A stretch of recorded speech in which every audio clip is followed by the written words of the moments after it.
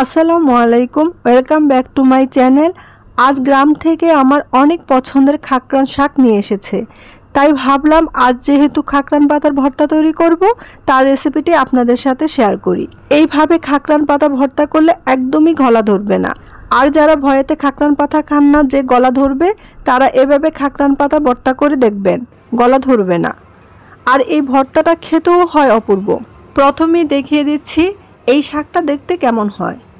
এই সবজিটা অনেকেই চিনেন, আবার হয়তোবা অনেকেই চিনেন না। এই খাকরান সবজিটা সাধারণত গ্রামের বাড়ির আশেপাশে বা জঙ্গলে হয়ে থাকে, তবে আজকাল বেশ জনপ্রিয় হওয়ার কারণে অনেকেই এই সবজিটা চাষ করে থাকে। এবার এই খাকরানের কচি পাতাগুলো বেছে নিয়ে নিব, আর খাকরানের ডাঁটাটা বাদ দিয়ে দিব। তবে এই ডাঁটাটা কিন্তু আমি ফেলে দিব না, এই ডাঁটাটাও রান্না করলে ভীষণ ভালো লাগে।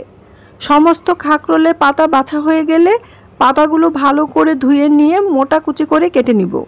খুব বেশি কুচি করে কাটার দরকার নেই, কারণ পরে বাটা হবে বা ব্লেন্ডারে ব্লেন্ড করা হবে তাই। এবার চুলায় একটা কড়াই বসিয়ে দিয়ে দিচ্ছি সরিষার তেল ও দিয়ে দিচ্ছি 3-4টা শুকনো মরিচ। ঝালটা আপনারা আপনাদের স্বাদ অনুযায়ী কম বা বেশি করে দিবেন। মরিচের কালার চেঞ্জ হয়ে এলে একটি বাটিতে তুলে নিব। এভাবে প্রথমে শুকনো মরিচের ফোড়ন দিলে ভর্তাতে সুন্দর একটা ফ্লেভার আসে। এবার একই তেলের মধ্যে দিয়ে দিচ্ছি কালো জিরা দিয়ে একটু ভেজে নিচ্ছি। এরপর দিয়ে দিচ্ছি রসুনের কোয়া আর পেঁয়াজ। এখানে আমি দেশি রসুনের কোয়া দিয়েছি। এবার পেঁয়াজ রসুন হালকা বাদামি কালার করে ভেজে নিব।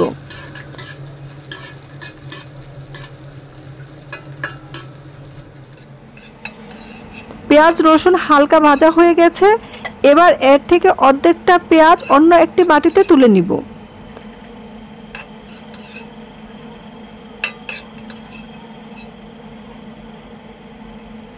এবার বাকি পেঁয়াজ রসুনের মধ্যে খাকরান পাতাটা দিয়ে দিব।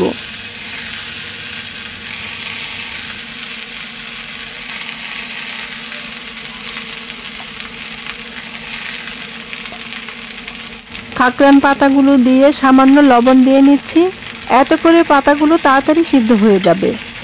এই খাকরান পাতাটা একটু গলা ধরে, তাই ভালো করে সিদ্ধ করে নিয়ে পাতার যে অতিরিক্ত পানি আছে তা শুকিয়ে নিতে হবে। এই খাকরান পাতার ভর্তাটা খেতে কিন্তু ভীষণ মজার হয়, একবার না খেলে বুঝতে পারবেন না। যারা এই সবজিটা খেয়েছেন তারা তো জানেনই এর টেস্টটা কেমন হয়, আর যারা জানেন না তারা অবশ্যই সবজিটা বাসা ট্রাই করবেন। আশা করছি আজকের এই রেসিপিটি ফলো করে রান্না করলে খুবই ভালো লাগবে।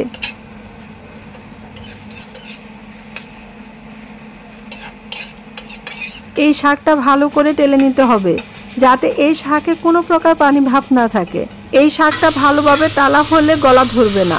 মানে আমরা যেমন অনেক সময় কচু বা কচু লতি খেলে একটু গলা ধরে, মানে গলা চুলকায়, এই শাকও সেই ব্যাপারটা আছে। তাই শাকটা যতটা সম্ভব ভালোভাবে টেলে নিতে হবে।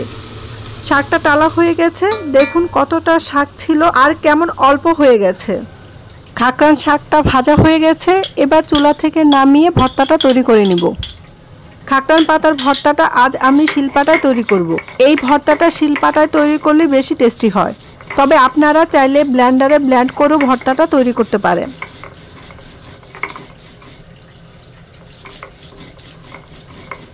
মরিচ পেঁয়াজ রসুন বাটা হয়ে গেলে খাকরান পাতা ভাজাটা দিয়ে মসৃণ করে বেটে নিব। পাতাটা যতটা সম্ভব মিহি করে বেটে নেওয়ার চেষ্টা করবেন। খাকরান পাতা খাওয়া শরীরের জন্য খুবই উপকারী। এই শাক খেলে শরীরের ব্যথা উপশম হয়। আরও অনেক উপকারী দিক রয়েছে এই শাকের। খুব সোজা এই খাকরান পাতার ভর্তা, অল্প উপকরণ দিয়েই এই মজার আর অনেক উপকারী এই ভর্তাটা তৈরি করা যায়। আমাদের নরসিংদীতে এই শাককে খাকরান বলে। আপনাদের এলাকায় বা কে কি নামে চিনেন অবশ্যই আমাকে কমেন্ট করে জানাবেন। এই ভর্তায় আমি কিছু টক আমের আচার ব্যবহার করছি, এতে করে ভর্তার টেস্টটা আরও বেড়ে যাবে আর গলা চুলকানোর আর কোনো ভয়ই থাকবে না। তবে আপনাদের হাতের কাছে আচার না থাকলে সামান্য তেঁতুল বা লেবুর রসও দিতে পারেন। গরম ভাতের সাথে এরকম খাকরান পাতার ভর্তা হলে আর কিছুই লাগে না। রেসিপিটি কেমন লাগলো কমেন্ট করে জানাবেন। ভিডিওটা ভালো লাগলে একটা লাইক করবেন, আর আমার চ্যানেলে নতুন হলে প্লিজ সাবস্ক্রাইব করে নেবেন, আর পাশে থাকা বেল আইকনটি অন করে দিবেন, যাতে নেক্সট কোনো ভিডিও আপলোড করলে সাথে সাথে নোটিফিকেশন সবার আগে আপনাদের কাছে পৌঁছে যায়। আজ এখানেই রাখছি। সবাই ভালো থাকবেন, সুস্থ থাকবেন। আল্লাহ হাফেজ।